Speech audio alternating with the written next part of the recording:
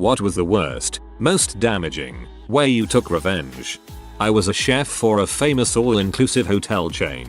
One day I was approached in the kitchen and told I needed to pack my bags and move 3,000 miles away to fix a labor issue at another hotel. I happily obliged, but negotiated a deal where I would have my choice of any hotel location after I successfully fixed the labor issue. I arrived at the new hotel and proceeded to diligently address the labor problem, while also taking over dinner service for 750 people. After a few months the labor issue had been fixed and settled, and the kitchen was running as smoothly as I like. I asked my manager about when I could make the move to another hotel per hour arrangement, and I was told since I had done such a good job they were going to make me stay where I was for an indeterminate amount of time, i.e. forever. I let my management know this was unacceptable, and I demanded I be transferred in accordance with the original agreement that got me on a plan in the first place. I was told they would work on it. I gave them a 3-week window to address the issue, to give them time to discuss it with the head office, etc.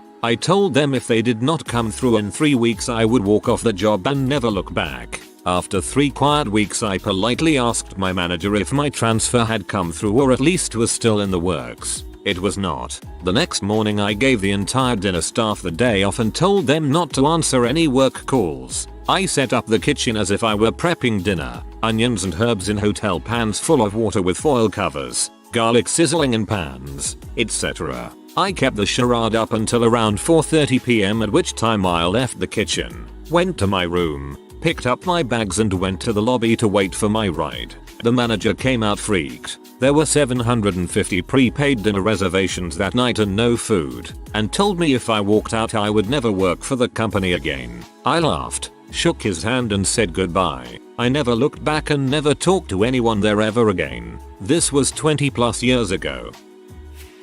I've posted this story before but it's relevant. I got to dispense a little justice to my neighbor once. I met the neighbor sitting outside shining boots. He was in the Army National Guard. I walked over to introduce myself and we talked a bit about the army. I helped him shine his boots and pulled a couple of beers out of the cooler that I kept in the back of my truck. Fast forward a few months, and I'm silently wondering if I'm an alcoholic. The case of beer that I bought day before yesterday had dwindled to a 6-pack. I shrugged it off. I drove my wife's car to work one day that week. My wife worked in a shop across the street and phoned me to tell me that she's been watching the neighbor climb into my truck and stuff his pants with my beer. At first, I was going to confront him and demand restitution, but I decided that I could avenge my missing cans of beer by switching to bottles. So I switched, and when they were empty I refilled them with recycled beer and recapped. Put them in my cooler and waited patiently. A few went missing. I waited. Nothing else was taken. My point was made. Alright, Lloyd Christmas.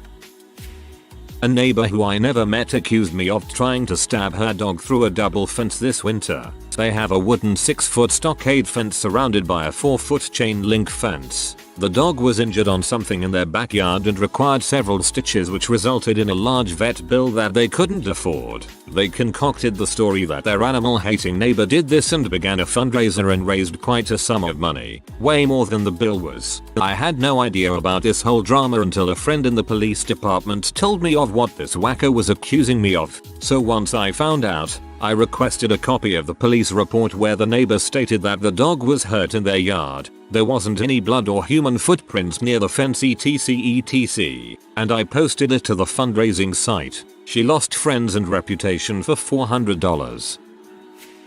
Not exactly the worst revenge, but I think it's funny. My ex-mother-in-law was one of those a wife serves her husband and does everything kind of people. She always criticized me, my housework, the meals I cooked, etc. I decided to get even by filling a sock with the dust from my vacuum canister. Every day I'd stop by her house and take a moment to shake the sock around her house. It left dust everywhere. The floors were the easiest. Everyone's socks would get dirty from walking around. Her husband was noticing she wasn't doing her duty. The best was when I went and shook dust all over her couch pillows and returned that night. I made a show of flopping down on the couch from being so exhausted from work. Dust went everywhere. Her husband was like, "What the heck?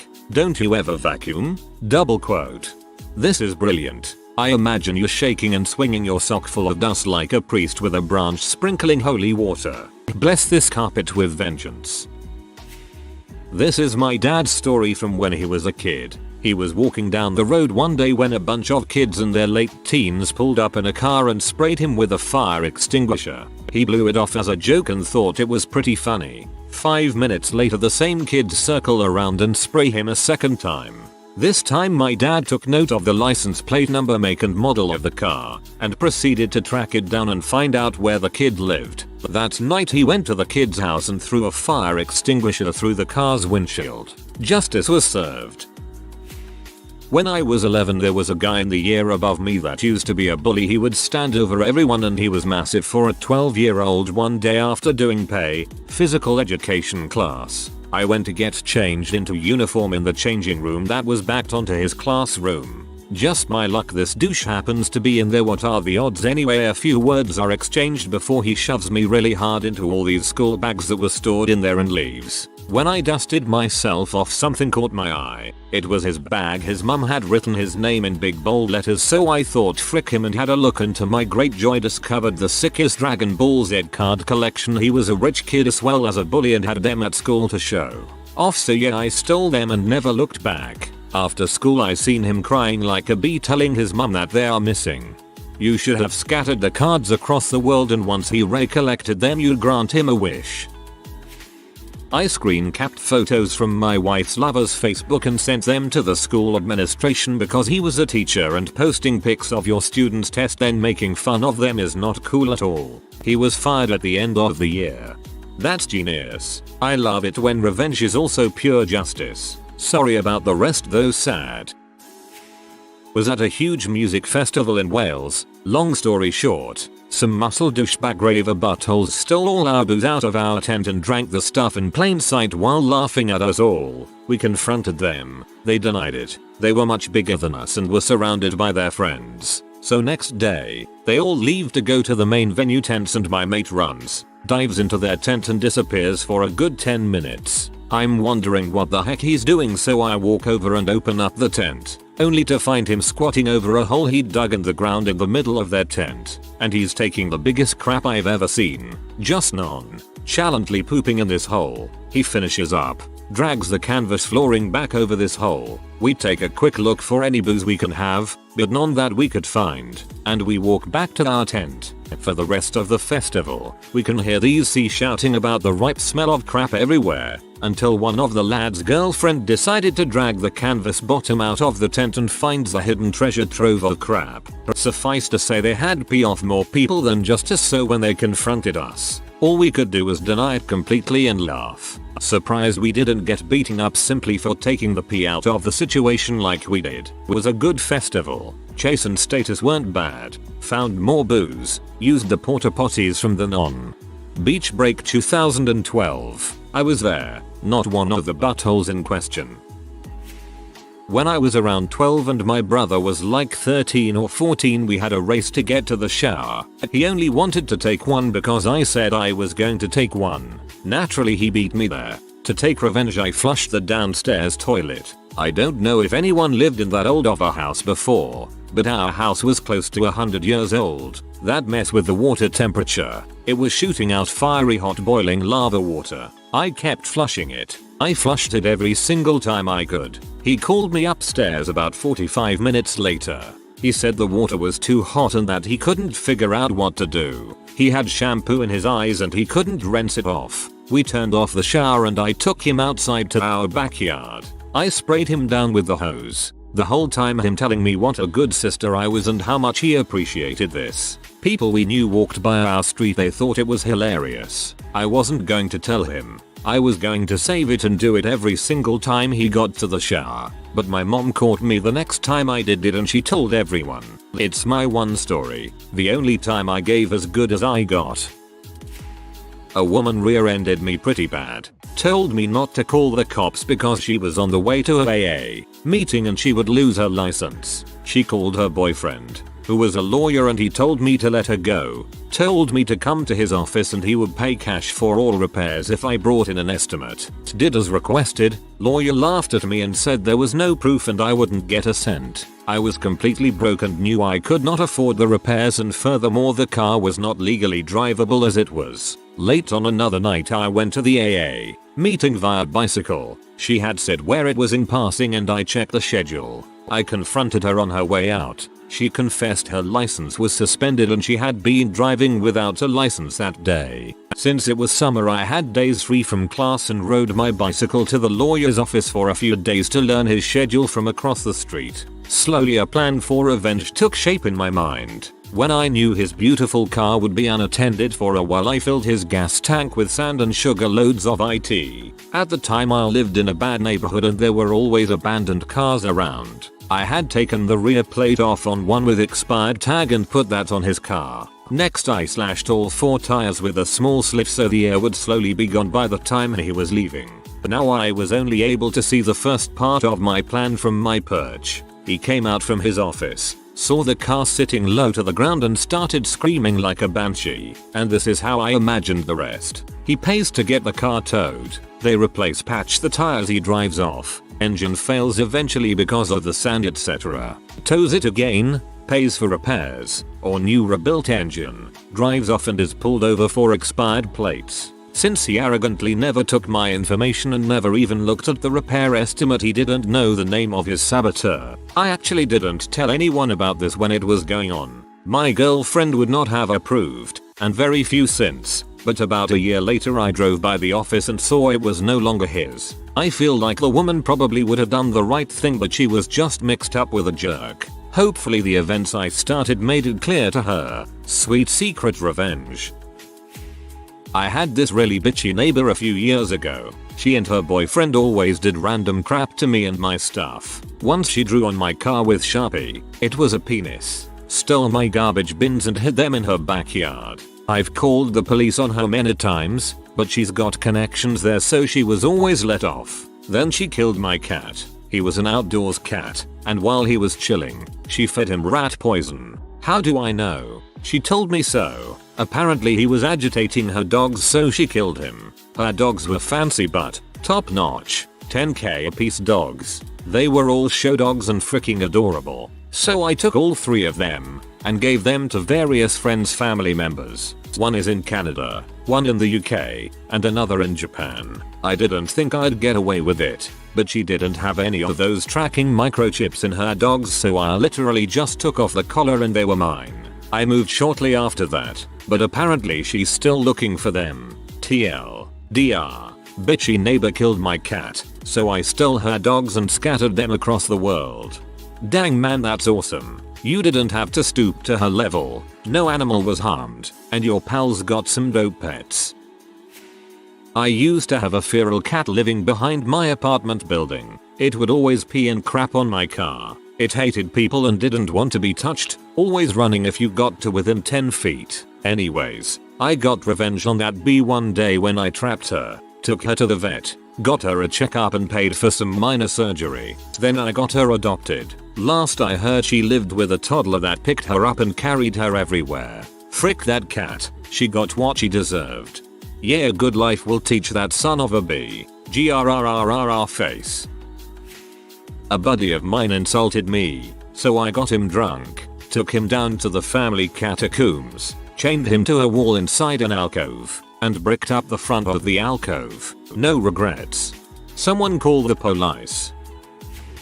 So everyone has heard of the classic X-Lax and the brownies trick, right? Well, my buddy pulled that weak sauce on me about a week ago, so I pulled this little ditty on him to show him just how much more worse it can get. So there is this awesome weight loss drug called Ali, which works by turning off the enzymes that digest ingested fats, so instead of being absorbed through the gut they are instead passed right through the GI tract. Well, I took said buddy out to a truce dinner at the local Asian buffet, pretty much fat covered fat in fat, and slipped him a Desmond meal. The amount of raw sludge that has dripped, sloshed, and exploded out of that undeserving butthole is more revenge than I could ever hope for. Never trust the truce dinner. When I was first out on my own, I went to live temporarily with some friends while I settled in and got my own place. I put most of my belongings in the storage unit of their apartment. I went back a week or so after moving into my own place to get my things, and my buddy told me that the guys he knows downstairs from him had taken my bed set. I went down to confront them about it, and when they opened the door I could see straight into their apartment and into the bedroom, and there was my bed. They denied it and said their uncle gave it to them and shut the door in my face. I asked my buddy if he knew which car they owned, and he did. He pointed it out. I checked the doors. They were unlocked. I went into my car and grabbed the extra bottles of motor oil I had, and proceeded to coat the interior of their car in motor oil. The last bottle covered the driver's seat. Then I walked next door to the 7-Eleven, bought a carton of milk, and poured it into the vents of the car. Went paintballing. One dickhead thought it would be hilarious to shoot me in the back of the leg to see if it worked. Obviously it hurt like freaking crazy. Anyways, 2 rounds in and we get put on the same team. He's forgotten about it because he's done about 30 other dickhead things since then. He walks about 10 feet in front of me as we begin the round and says, "Is everyone ready?" So, I shot him in the back of the leg and said, "Yeah, just gotta see if my gun is working." He turns around screaming at me, so, ever so calmly I shoot him again. Judging by his reactions, I shot his left ball, walked away, he went home, victory.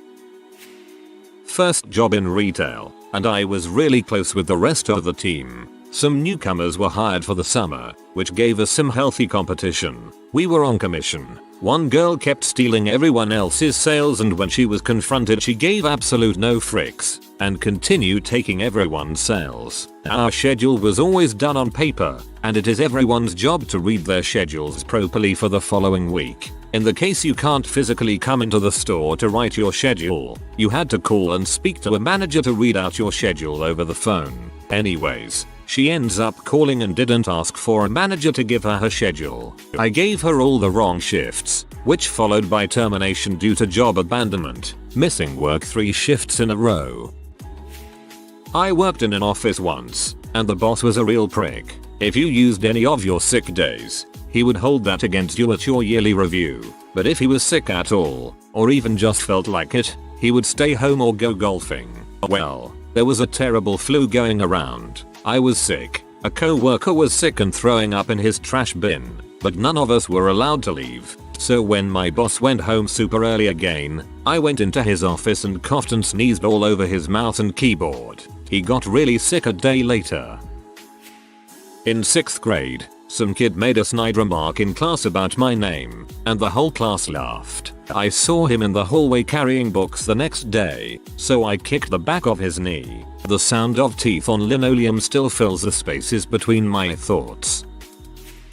When my grandparents were younger, they lived in flats, and the woman in the flat below them nearest to the post box would always read their letters. My granddad knew because he could tell that she was resealing the glue over her kettle. So one day he decided to send a letter to himself but include a black hair of my nan's. The woman having the same colored hair would pick it out thinking it was hers. However, with this he also included a note saying, "Stop reading our letters, you nosy CNT." My granddad's a rather blunt guy. Needless to say, their post was never opened again and he never received that letter back.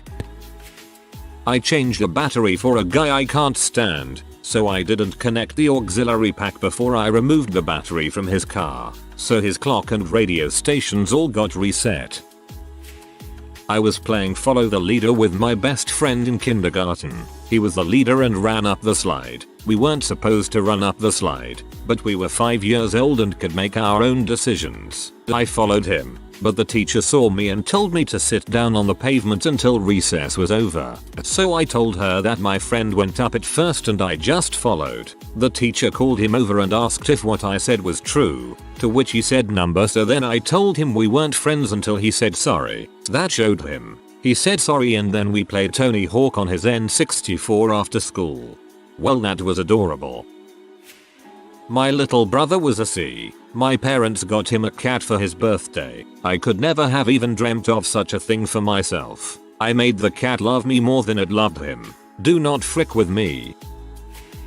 In Catholic grade school, we took notes for 1 hour every day in theology class. then were given an exam that covered the entire year. I deliberately waited until mid-May, then acted out in class so that I'd have a lunch detention. That basically means they leave you unattended in your classroom, doing some bull's assignment while everyone else is out at recess. During lunch detention, I stole the theology notebook from a kid's desk. I hated him, and threw it in the sewer on my way home. He had to borrow someone else's notebook and rewrite the entire year's worth of notes by hand. It took him over a week, working 3 to 4 hours per day.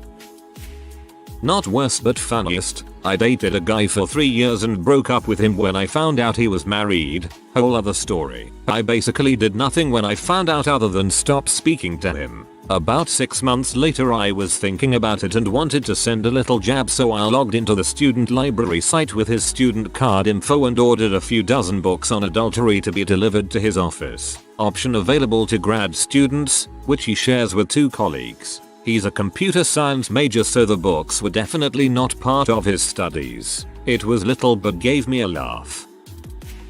Not me, but my brother has always been one of those evil geniuses thinking 10 steps ahead of everyone else. In kindergarten he went to a fancy private school and used to get picked on a lot for wearing glasses. The one time he actually fought back in self-defense, he got sent to the principal's office and lost recess privileges for a week. This was in January. He held on to that resentment all year. Fast forward to the last day of school. My brother consumes as many liquids as he possibly can, and then doesn't use the bathroom all day. In the last hour of the day, he sneaks into the principal's office and pees everywhere. We're talking all 4 walls, floor, and ceiling. Eventually, my brother gets caught. When the principal asked why he did it, he looks him straight in the eyes and says, "You pee me off, so I pee on you." And that's how you get expelled from private school. Wow, he must be insanely smart to pull that off in kindergarten. Amazing. I was sitting in the library on the first day of fall semester trying to work, and a kid wearing Beats headphones was loudly rapping to his music. I politely asked him to stop, to which he called me a B or something, tried to make a scene, and got up and left. The thing was, he had forgotten to log off of his school's account, so I dropped him from all his classes. Well, at least he can tell everybody he's the man. He's the man. He is the man. Went on a bachelor weekend trip for a friend of mine with a bunch of guys from the wedding party. It wasn't anything crazy with strippers or W, but we did do some bar hopping. It was a Friday night and I had gotten up for work around 4 AM that morning and was pretty beat by about 1 AM. So I left the bar and went home a little earlier than everyone else. We had filled the bathtub with ice and beers and drank about half of what we purchased before heading to the bar. The reason I bring that up, I woke up completely covered in baby powder. It is completely caked in my eyes, nose, hair, ears and mouth. My nose is dried out and so is my mouth. We were all supposed to head out on a fishing trip that morning at around 6 AM. So, without batting an eye, mostly because I couldn't freaking open them, I head right for the shower, which is full of beer, water and cardboard cases. I quickly take a cold shower and get all the crap off and head to the boat. Only 4 out of the 8 made it on the trip. Everyone is shocked with how well I am taking having been seriously antiqued. But I simply ask a few questions and get the answers I need to hear and go about my day as if nothing happened. Turns out it was an old roommate of mine that did it to me. He was too fricked up to make it on the boat trip and is sleeping it off in the hotel room. So, the moment you've all been waiting for, the revenge. While we were heading into the dock after a day of fishing, I filled a water bottle full of all the bait juice and little pieces of squid and raw bait fish. I filled that crap to the brim. I was very quiet about it and didn't let anyone know what I was up to. We all made it back to the hotel and I acted like I was heading back to my room. Instead, I went over to this guy's car and proceeded to pour half the bottle down the AC vent underneath the windshield. But I wasn't done there. I went over to his room and knocked on the door. He opened it up and I calmly squirted half of what was left in his face. While he was squirming around and screaming, "What did you spray on me?" I sprayed his bag of clothes and then him one more time for good measure. Then I walked out of the door. So, the best part? He cleaned everything up and got over it. But he had no idea that his car had been filled with this juice and it was literally cooking in his AC vent for the next 2 days. When we went to drive home, a 1-2 hour drive back, He kept complaining to everyone that the smell just won't go away. For 2.5 hours in 90-degree weather he blasted his AC with fish juice directly into his face. He ended up selling the car a month later because he just couldn't get the smell out. TL. Doctor, don't frick with a garbage man. Man, that's rough. That's like crapping in someone's open mouth as they sleep because they drew a monobrow on you with magic marker while you were asleep. I've always thought that if someone really pee me off, I'd coat the top of their ceiling fan with glitter. Reddit. What's your most devious plan for revenge? I once saw in another thread about a guy who put up signs around town that said we'll give $300 to whoever has the best Chewbacca impression and left his friend's phone number. I'm pulling this on my roommate tomorrow. Seriously. Put their phone number in a fake pizza ad and post flyers all over a college campus. Say something like 2XL pizzas for $10 and 24 hours delivery service. Give them 2 weeks before they have to change their number. This is gold. It can be done with other numbers too. Just imagine an entire campus of flyers for the different services with the same number. Spray regular dish soap in the dishwasher. It dries so they can't see it and will make the dishwasher fill and overflow with foam. No permanent damage, a little cleanup, but gives the person a WTF moment. Did this to myself inadvertently once. Upside was my kitchen floor was spotless once I had mopped up that mess. For enemies with pools, every night go to her house and drop a balled up candy bar in the shape of a pleasant poo in the bottom of the pool. They will at first approach it with precaution, but upon learning the game will begin to simply pick the suspicious candy out by hand. After a while, crap in the pool. 60% of the time, it works every time. I had a neighbor who was always acting like he owned the block. One day after he decided to call the cops on my friends for skating in my driveway, I decided that enough was enough. That night, I covered his entire lawn in powdered milk. The next morning, I came out to see him trying to uprake the cottage cheese he'd just made. It's been my go-to retaliation ever since. My enemy will have cottage cheese front steps. Thank you kindly. This is the longest lasting prank that I know of. No matter how many times you sweep, vacuum, mop, Roomba, or tribal dance, this crap will never be gone. My cousin did this to me 2 freaking years ago and I'm still cleaning up glitter. At a past place of employment, a young girl in a very fancy dress, with lots of yellow-orange glitter in and on it, came in. She didn't do much. No jumping, running, playing, etc. She was just there in the dress. Months later, we could still see yellow glitter on the tile floor. It always made me giggle. A friend of mine, a science major of some sort at Boston College, took his revenge by stealing a supply of roach pheromones from the lab and spraying it around the apartment of his nemesis. Apparently, every male roach in a 50-mile radius showed up for the party. That is freaking terrible. I might seriously freaking murder that person. One of my flatmates has been pretty bad lately. She's fairly superstitious, so I've bought an old Furby. I'm going to put it in the roof space above her room and wire it so when the lights are turned off, 10 minutes later the Furby turns on. Sweet dreams, B. You should get another Furby and place them in front of each other so they talk. I once got back at my neighbor for TPing my place. He doesn't lock his house, so for 2 years I pooped in his toilet and never flushed. When I finally confessed, he was so relieved. Thought he had been sleep pooping and was seriously considering seeing a doctor. His response: I always flush. He waited 2 years for me to retaliate, not realizing that I was retaliating the whole time. This guy's thinking long term with a splash of psychological damage. I like it. Sponges. Get several sponges L. The fluffier the better. When I say several I mean, stock up on those B. Get the sponges wet and use some string to tie them up into small sponge balls. When they dry you should be able to take the string off and they stay in that position. When leaving for the last time, flush those B down the toilet. Sweet sweet revenge. Good for office buildings too. You are way too dangerous to be let outside. Back in boarding school, a lot of men and women went to boarding schools in our country. It was like alive in high school. I had a roommate that thought it was hilarious to flip my dresser upside down. So when I wake up in the morning and pull out one of the drawers to get dressed, my clothes would fall on the ground. Not the funniest thing ever, but it was enough to get a laugh out of me. Either way, the kid wore out the novelty of the joke. This started getting old. It was annoying.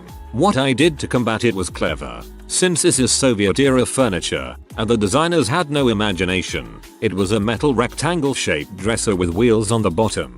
The only way to tell if it was upside down was if the wheel end was up. I took the wheels off the bottom and screwed them in on the top. When my roommate came back, he immediately noticed his dresser with the wheel side up. He said I'm too clever to fall for this, my name. So he flipped it over. The next morning as we're getting dressed for our first class, he pulls open a drawer and all of his clothes fall on the floor. TLDR. Practical joke. The carpet cherry bomb. Had a friend that dealt with an evil landlord. There were many situations that warranted retaliation, but they were powerless until it was time to move out. They sprinkled cherry Kool-Aid on the light tan carpets. It starts almost white in color and is a non-visible powder on the floor. They move out. The landlord goes to shampoo the carpets. Once the water hits the floor, it stains bright Kool-Aid red as the cleaner sweeps across the floor. Pure evil retaliation that should only be used in extreme cases. The carpet cherry bomb. Sign them up for every mailing list and catalog. The pornier the better you can find. They'll be getting calls from every double glazing firm and dodgy financial advisor within a 20-mile limit. Related story. In high school, some girls who were in our youth group really ticked us off. They would constantly try to prank us by saying stupid stuff and window paint on our cars. So a group of us guys got really fed up one time. They made it so we could almost not even see out of our windows, and we knew we had had enough. We went to the store, bought duct tape, 4 cans of Axe, and as much glitter as we could carry. Seriously, this was a ton of glitter. We drove by their house, sisters, and as expected, they left their door unlocked. Success. Step 1 was glittering the seats. Done. Glitter was everywhere. Step 2. Glitter in the air vents. Done. Glitter would continue to be everywhere. Step 3. Duct tape the Axe cans on full blast. Throw them into the car like live grenades. And get out of there. Oh, and we wrote one word on the car in window paint. Stop.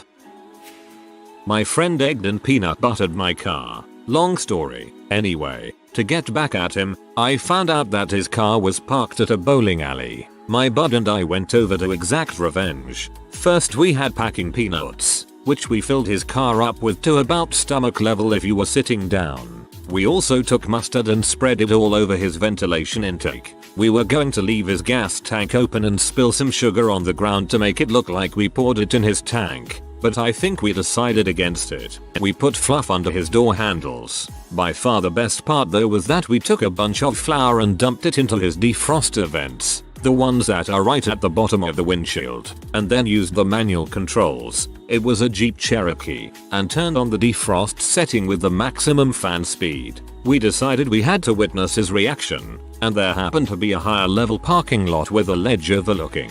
We stood and waited for the victims to exit the bowling alley. Once he got to his car, the amount of cussing while he felt the fluff and noticed all the packing peanuts was hilarious enough. Then after he shoveled enough of them out to sit in the driver's seat, he jumped into the car and turned the ignition only to be greeted by a cloud of flour. He went back inside and punched my informant in the face. Fun times.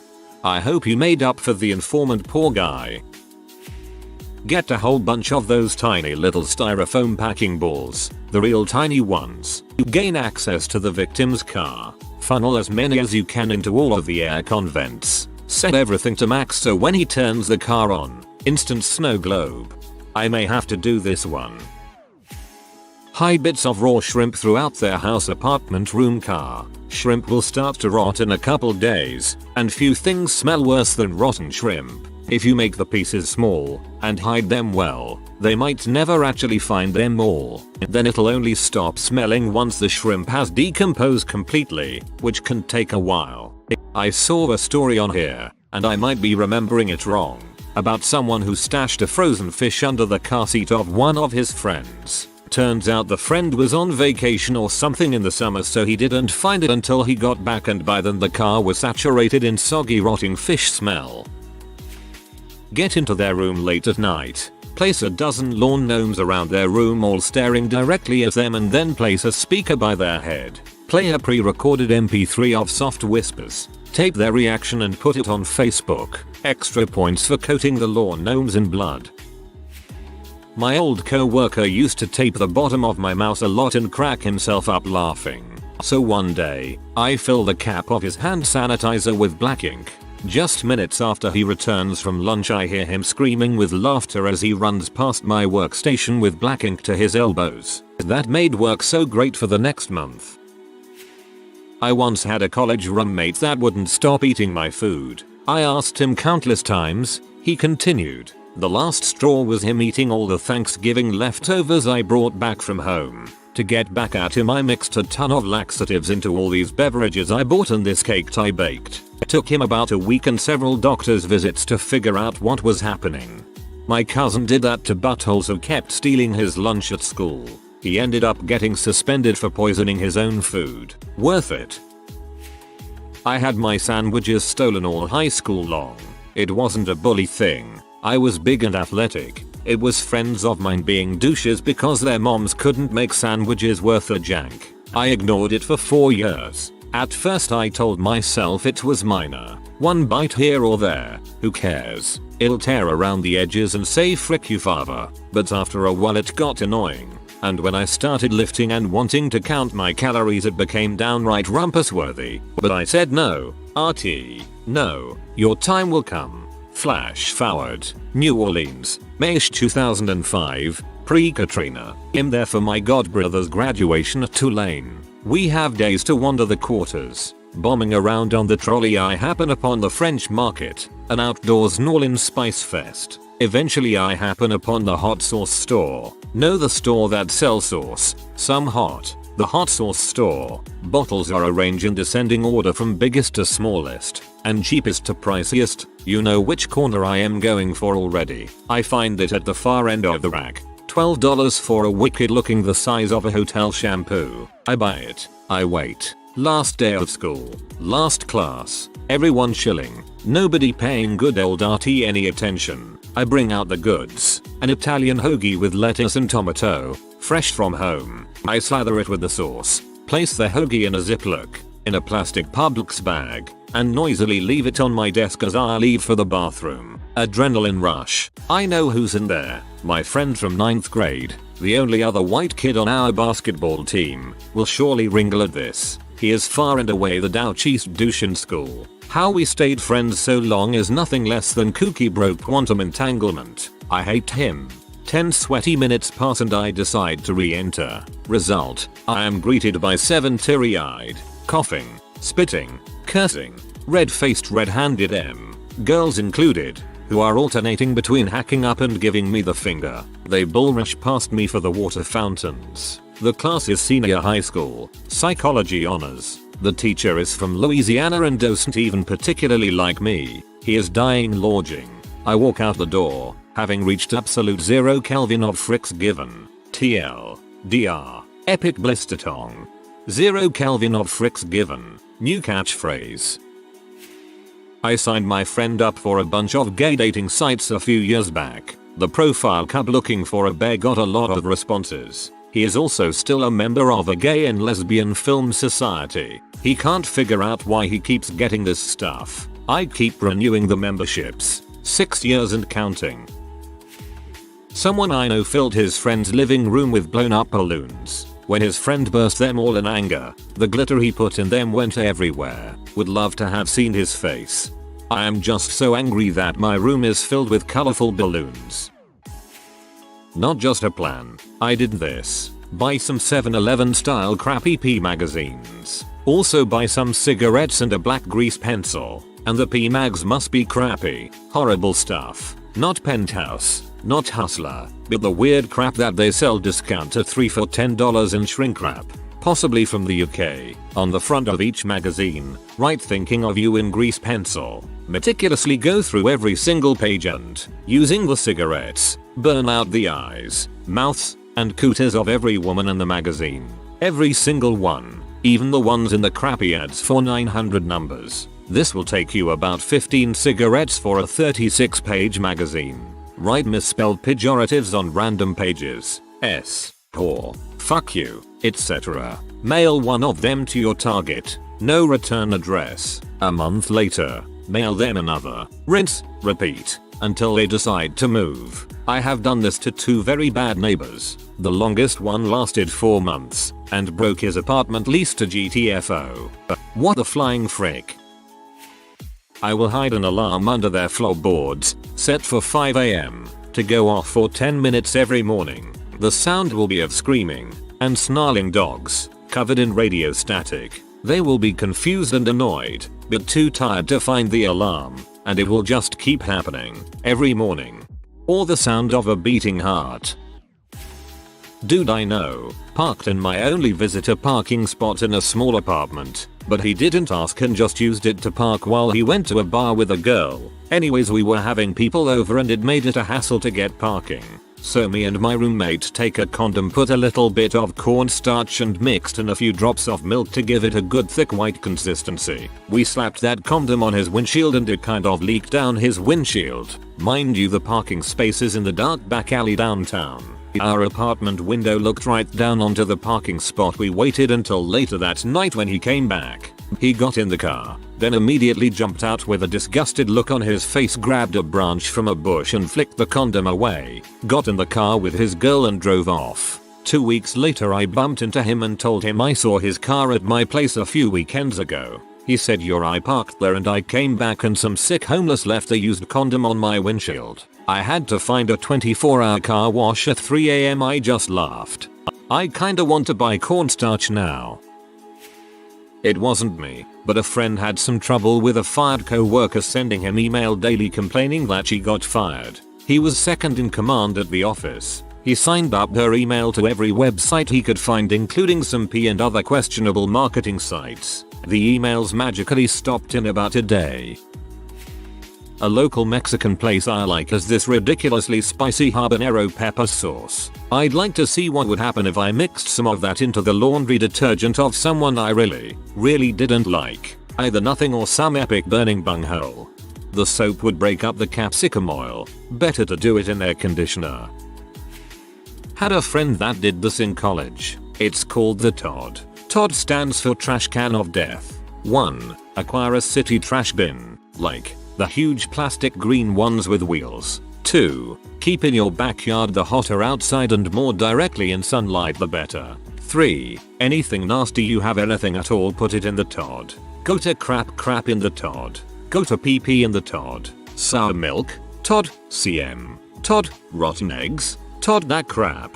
4. Once the TOD is about half full, fill it another fourth of the way with water. Grab a big stick. Stir that crap up. Caution, you will vomit. 5. Let sit. 6. Take to house of person you hate. Lean the TOD up against the door. Ring the doorbell. Run like heck. Victim opens door. TOD falls in the house. TOD spills everywhere, unleashing its fury into the home of your enemy. Victim has to evacuate and have house fumigated for weeks. Glitter-based things are the best. I propose glitter in all of their car air vents. If you can, when the car is parked, pour all the glitter in, point the vent toward the driver's side, then turn all the dials to maximum. So when they start the car, foomph. That would most likely cause severe eye scratching. Glitter at that speed would be quite dangerous. Cut the labels from tuna cans and place them on cat dog food cans. The cans are the same size. Send them snippets of cobwebs and hair. Burnt bugs are creepy also. I read this in a post about pranks once. The guy said to get white paint and shrimp, and to mash the shrimp until the shrimp is not too visible. Then you paint the victim's room, and after a while, the most rank, low-tide smell will pervade the deepest crevice of your mind for the rest of your life. I was on a bus once. I overheard a conversation where they were talking about how they hid a fish down the side of a sofa as retaliation for something. Fish down sofa. Unscrew the faceplates on a couple of outlets in obscure places. Ones behind the couch or dressers are great. In the little box in there, put something that smells now, or something that smells later. Seafood meets both of these requirements if you are interested. Replace the faceplate. When your victim cleans their cat's litter box, everyone has a cat, right? Sneak into their house at the end of every day and steal the cat's daily deposit. Do this for about a month, causing them to think their cat may be constipated. Finally, take a dump in the litter box. Eat lots of fiber and Taco Bell. You can take one of the round 50-gallon trash cans and lean it up on someone's front door. Get a water hose and fill it up. Ring the doorbell and run. Sign them up for as many free ringtone sites as possible using their number. Pretty much phone stees. Or, I'm not sure how, but switch off their internet whenever you like. Preferably when they're using it. When I was a younger gay, I became embroiled in a drag queen turf war. A lot of people died that year. One queen in particular had it out for me, and every Thursday night she would end her set by walking onto my table, and then kicking over my drink. Every Thursday, that is until the night I unscrewed the tabletop and that bee dang near broke her neck. Like I said, people died that year. Friend of mine, brilliant, kind of twisted guy, he had this idea for ruining someone's life. He called it the roach bomb, and it was more or less what the title suggests. You start with a shoebox, duct tape, couple common cockroaches from around your house, and a big butt spoonful of peanut butter. You put the roaches, 4-5 would probably be ideal, in the box with the peanut butter and wrap it tight with duct tape. You don't want them escaping. Find a nice, warm, secure spot for the box. It'll be living there a while. Every week or so, pick up the box and give it a shake. You should theoretically feel more and more roaches in the box as time passes due to them feeding and reproducing. Ultimately, you want this thing to mature until there is hardly any free space left, but a half full box will still get the point across. When it's ready, take off the tape and put it in some nice wrapping paper. Mail it to the poor bastard who is about to have his life ruined. Ideally, this guy will be standing when he opens the bomb and, in his shock at discovering the box is brimming with live roaches, he drops it. Boom, they erupt from the box and scatter. This guy's house is fricked. His clothes and furniture are ruined, completely infested, and he is sad. The roach bomb. Was there anybody in your class at school who you hated and got revenge on? Copied it from a post of mine a couple years ago. At my high school, kids loved to embarrass kids taking shoots, so they would kick open the store door and laugh at them. My junior year, some kids a year below me did it to some nerdy kid thinking he would not do anything back, until he came into the lunchroom with his crap on a paper towel and slapped the kid who kicked the door open in the face with it. That was pretty much the end of that joke. This is easily the best thing in this thread. Was on a school music tour and this kid who bullied me in class decided to throw stuff at me on the coach. I kept all the stuff and waited for him to get off the bus and threw it back at him. Bearing in mind I had avoided confrontation for 2 years, I finally cracked. He punched me in the arm. I punched him in the chest hard as I could and I saw tears well up in his eyes as he staggered off. But that's not the end. None of the teachers saw this fight, so it continued. Myself and 3 friends were in our room before dinner and this kid and his mates decide to raid our room. They'd nick a few packets of candy etc. and run out. Myself and friends barricaded the door and then went out via the balcony and got a teacher. The bully and his mates were caught trying to bash our door down. Their rooms got searched for our stuff and the teachers found booze. They were 15. So illegal, various drugs and a blown up toilet, as in destroyed. Their room was wrecked and it was about £5,000, $7,500 of damage.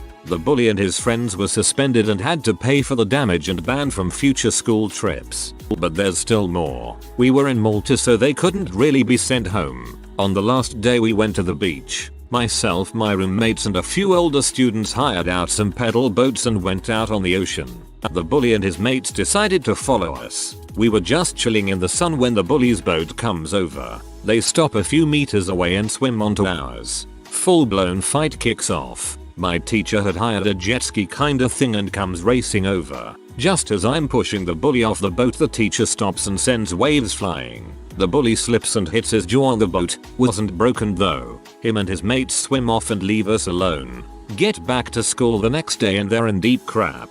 Banned from 6th form, 11th and 12th grade, and in isolation for 2 weeks after their suspension and paying the damages. It was glorious. That's awesome.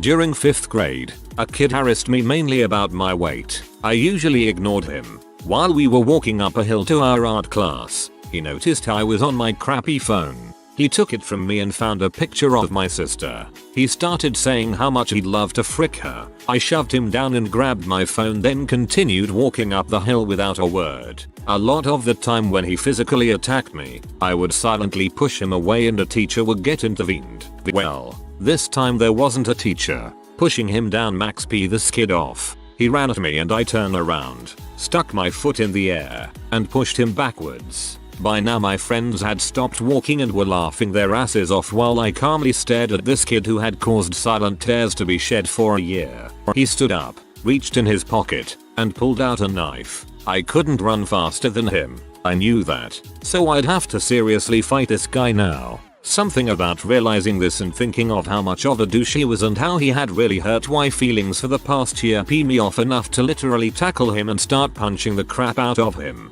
I just went to town, pulverizing his face. I stood up and realized I was bleeding. The sucker stabbed me with the knife, but only like the very tip.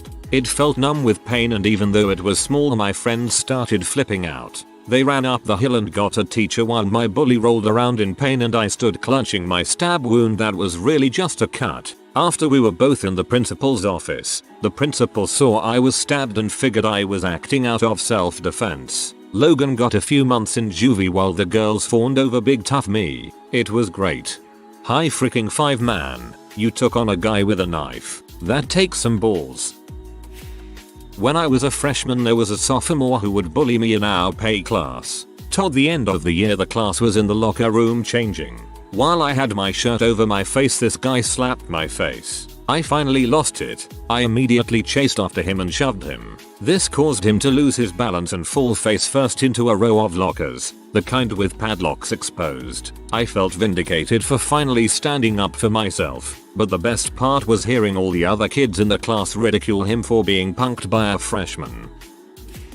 Nothing great. 6th grade, I wasn't the most beautiful girl, so I was picked on because I was overweight. All the time the popular girls would pick on me. So one day I noticed the most popular girl in class had a tissue sticking out of her bra. She started picking on me and I instantly came back with, "I'm going to go cry about it. Can I borrow a tissue from your bra?" in front of our whole class during indoor recess. Instant tears. Never seen that girl cry before. It was the best moment of my 6th grade year. Stupid comeback, but it was a hitter. Never felt like such. The best part of this story is how the last sentence just dissolves into nonsense. It makes it extra funny somehow.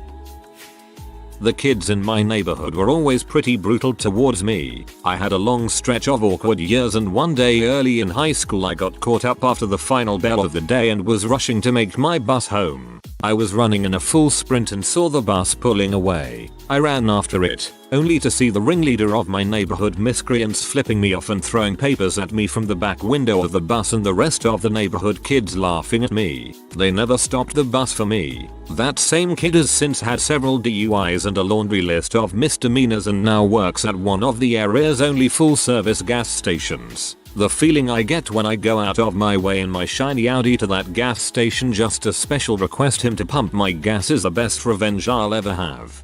I just fist pumped in real life.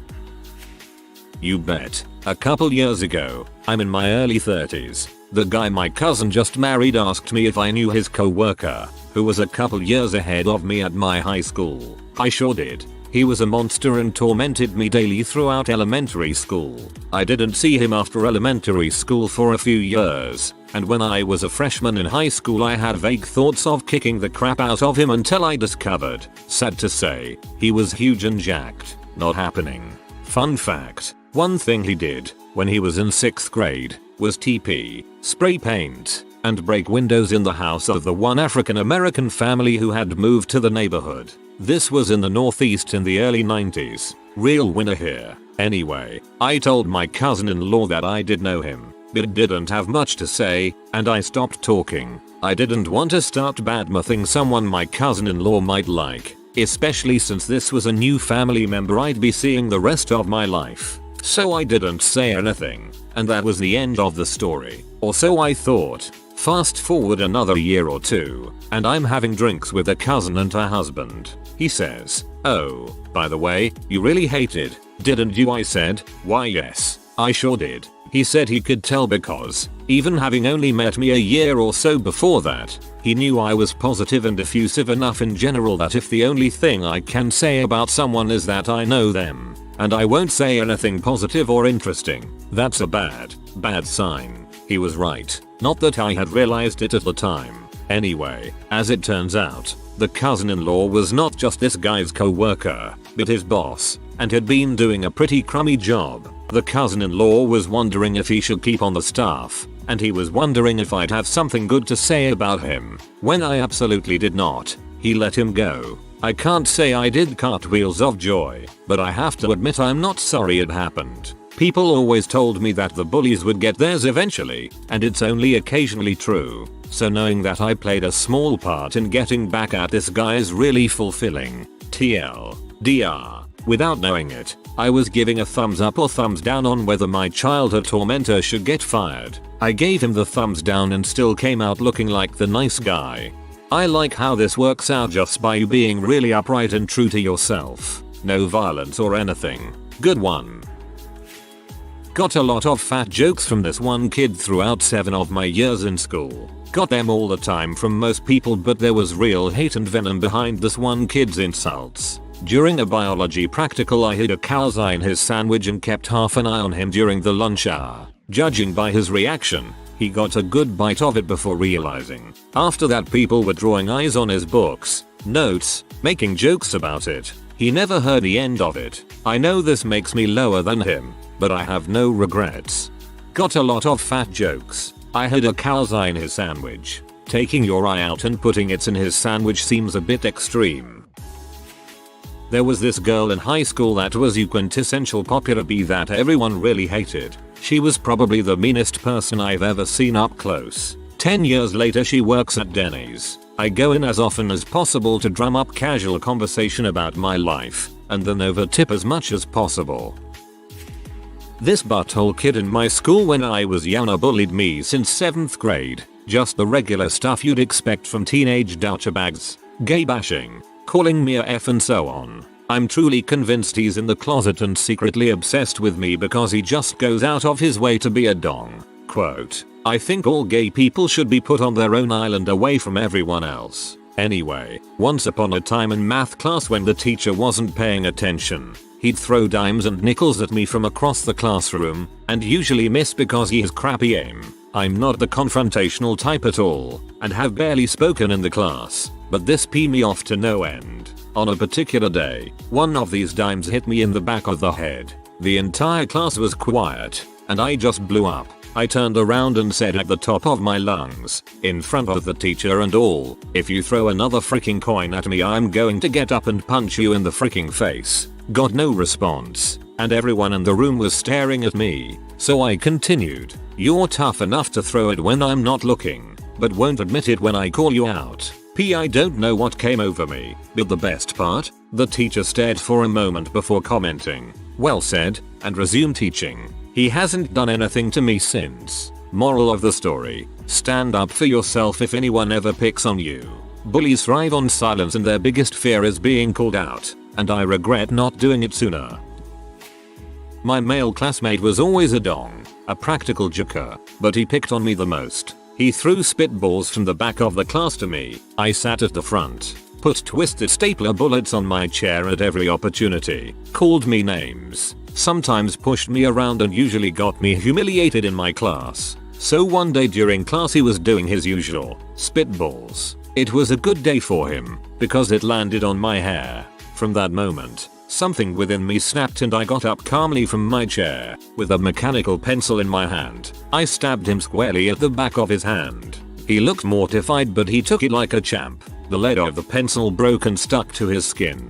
I must have stabbed pretty deep. There was some droplets of blood from the wound. Before he could do anything, the teacher came in and started class, so he couldn't excuse himself. When class ended, I saw him bolt towards the bathroom. My friend leaned over and whispered to me, You know that he likes you, right? I just sat there feeling half guilty and half victorious. Welp.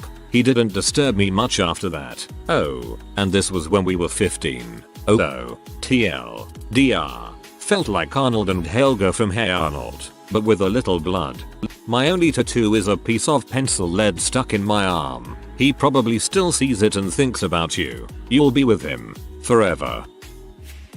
Yeah, back in kindergarten, this punk kid would tease me for having a weird name. So one day during nap time I was sitting at my desk, head down, when I saw the kid heading out to the bathroom. When I heard him returning, I casually stuck out my leg. He tripped, face planted, got up,